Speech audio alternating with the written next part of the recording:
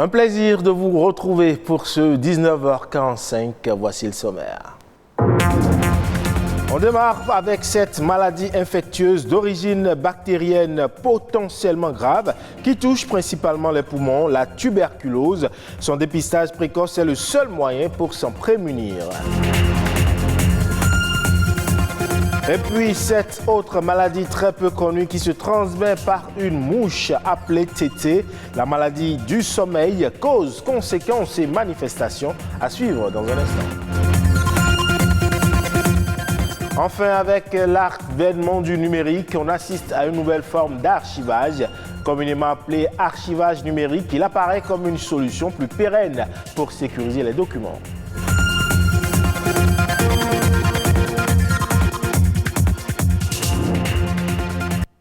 Merci de nous choisir pour vous informer. La tuberculose tue en silence au Bénin.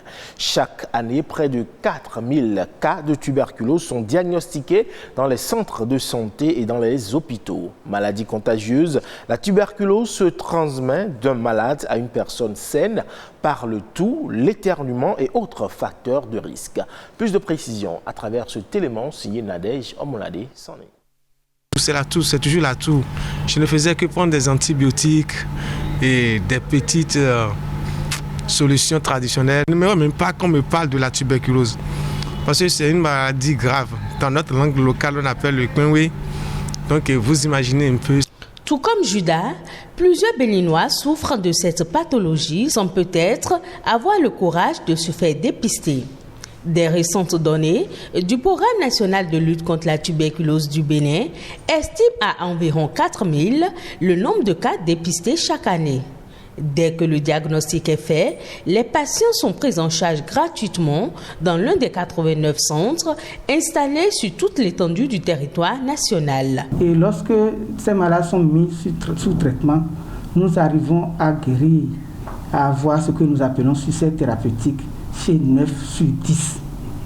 Malheureusement, nous perdons encore 7% des malades, ce qui est beaucoup, ce qui représente environ 300 cas. Alors que si on se fait dépister tôt, il n'y a pas de raison qu'on ne guérisse pas de cette maladie. Une fois admis dans les centres dédiés, le patient tuberculeux est appelé à gérer le stress lié à son statut. C'est pourquoi il bénéficie d'un appui psychosocial dans son nouvel environnement.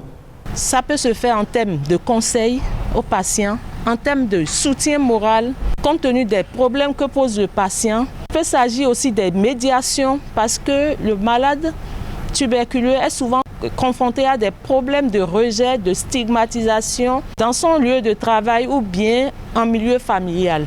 L'autre étape déterminante du traitement est l'appui nutritionnel. La tuberculose fait perdre aux patients ses réserves en nutriments. L'inappétence, qui induit la perte de poids, constitue deux problèmes à résoudre pour la guérison du patient.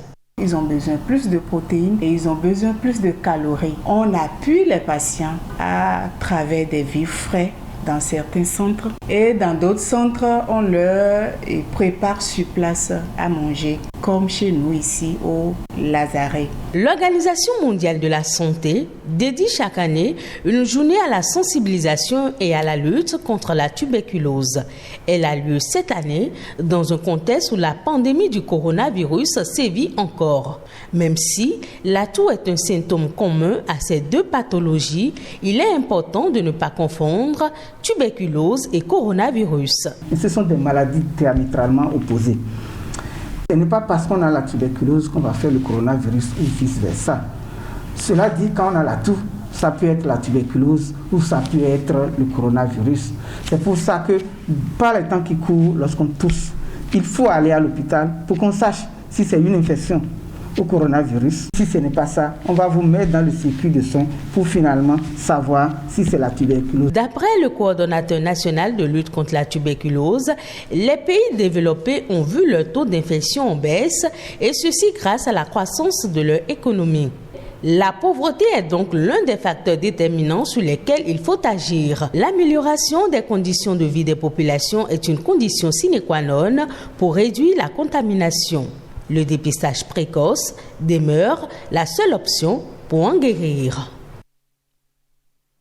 Et d'une maladie à une autre, on parle à présent de la maladie du sommeil. Elle est peu connue et fait partie des pathologies que l'on retrouve en Afrique subsaharienne, notamment dans les zones rurales. Cette maladie se transmet par une mouche appelée tété. Elle crée un état de sommeil permanent. Les causes, les conséquences et les manifestations de la maladie du sommeil, c'est à travers cet élément. Communément appelée la maladie du sommeil, la trypanosomiase humaine africaine, comme le paludisme, est une maladie parasitaire. Elle est causée par une mouche dénommée tété. Le mot de transmission, c'est la piqûre d'un sujet sain par une mouche, la glossine qu'on appelle la mouche tsetse, qui est infestée. Donc c'est cette glossine qui va transmettre le parasite à un individu sain. Difficile dans l'établissement du diagnostic, ces symptômes sont souvent attribués au paludisme. Les signes ne sont pas très spécifiques. Donc pourtant les gens peuvent porter la maladie sans savoir. Il va y avoir des poussées de fièvre, de céphalée, de courbatures, des ganglions enflés, des choses comme ça. Le sujet va peut-être traiter son paludisme comme d'habitude et continuer son chemin. Il y a les troubles de la sensibilité par exemple. C'est quelqu'un, quand vous allez toucher, il ne va même pas sentir, dans sa sensibilité superficielle. C'est quand la sensibilité profonde est atteinte, lorsque vous mettez du feu, quelque chose, il ne va même pas savoir. Lorsque tu soupçonnes une maladie, une trypanosomose humaine africaine, tu demandes au malade de fermer une porte, de tourner une clé dans la porte. Il ne peut pas le faire parce qu'il va ressentir une douleur à ce niveau-là. Les lésions causées par la piqûre de cette mouche évoluent et peuvent entraîner chez le patient un coma, voire la mort. C'est une maladie, lorsqu'elle n'est pas dépistée, traitée tôt, inévitablement c'est la mort. Mais lorsque le dépistage est précoce, les perspectives de guérison sont bonnes. Mais je dois avouer que ce n'est pas un traitement simple à faire par n'importe qui. C'est un traitement très compliqué, complexe, qui se fait dans une hospitalisation avec des spécialistes pour un suivi correct parce que c'est des médicaments très toxiques. La transmission des trypanosomes est restreinte à des zones rurales précises. Fort heureusement, au Bénin, cette maladie est quasi inexistante. Cette maladie a été endémique au Bénin pendant longtemps, dans les départements de la Takora et de la Donga. Je pense depuis le 31 décembre 2021, le Bénin a été déclaré comme un pays ayant éliminé l'ATHA. Donc on peut se dire fort heureusement que cette maladie n'est plus d'actualité au Bénin. Accentuer la surveillance et les efforts sanitaires, voilà les gages de l'élimination de la maladie du sommeil.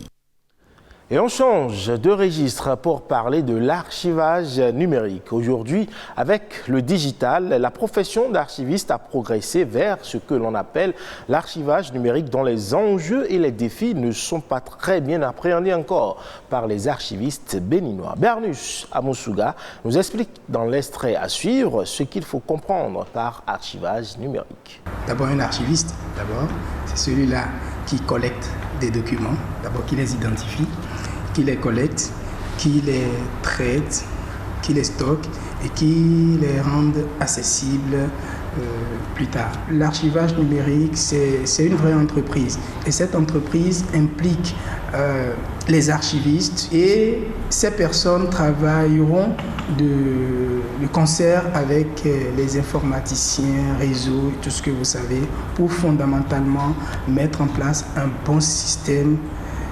d'archivage numérique. Fondamentalement, avant de parler de l'archivage numérique, il y a des préalables. Et ces préalables-là commencent par une étude d'abord de faisabilité. Et cette étude nous permet d'avoir un certain nombre d'éléments pour organiser physiquement les documents. C'est dès lors qu'on a ces outils de gestion, qu'on a même le personnel à utiliser, les moyens matériels et financiers à mettre en place, qu'on peut passer à l'organisation physique. C'est quand on a fini ces étapes maintenant qu'on parlera de l'organisation de l'archivage électronique. Mais cet archivage se fait de deux manières. Vous avez les documents physiques qui sont dématérialisés et il y a également les documents qui sont nativement numériques. Dès lors que vous avez ces deux documents, vous les collectez, vous les mettez sur une plateforme, vous les organisez en fonction, bien évidemment, de l'organisation qui avait été préétablie au moment où l'étude a été déjà faite. La cheville ouvrière de cette œuvre-là, c'est l'archiviste. Il y a beaucoup de personnes qui entrent en ligne de compte, mais il est quand même très important, très capital de mettre l'archiviste au cœur de cette initiative. Hors de nos frontières à présent, en République démocratique, j'y arrive, du Congo, RDC donc, à Goma, un ancien enfant soldat devenu champion de boxe a créé le Club de l'Amitié, une école de boxe pour donner d'autres perspectives aux jeunes et leur éviter également de tomber dans le cercle infernal des conflits armés. Suivons cet élément pour plus de précision. Dans le quartier Mapendo, Kibo Mongo est une célébrité. Chaque matin, ce champion de boxe entraîne bénévolement des jeunes de Goma. Salut les jeunes, ça va? Enrôlé comme enfant soldat pendant la guerre de libération de Laurent Désiré Kabila en 1997, il abandonne les armes 10 ans plus tard pour se concentrer sur la boxe. Kibo Mongo enchaîne alors les médailles et les voyages. Aujourd'hui, le boxeur essaye de transmettre ses valeurs à ses élèves. Quand je pense à mon ancienne vie, ça me rend fou. Maintenant, j'ai trouvé une stabilité. Aujourd'hui, je me bats pour la paix. Quand j'entraîne les jeunes, je leur montre qu'ils pourront partir en compétition à Kinshasa, eux qui étaient dans la brousse et qui n'étaient jamais montés à bord d'un avion. À Goma, beaucoup d'enfants orphelins se retrouvent à la rue, sans perspective, à la merci des criminels et des groupes armés qui tentent de les recruter. Pour leur éviter de subir le même sort que lui, le boxeur a déjà formé plus de 400 jeunes, comme Adeline.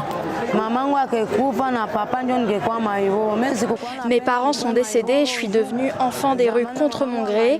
J'étais respectée quand mes parents étaient en vie, mais après leur mort, on a commencé à me négliger. La boxe m'aide. Ceux qui me provoquent et me menacent n'osent plus le faire. Arrivé à Goma après avoir fui l'insécurité dans son village, Guila enchaîne aujourd'hui les petits boulots.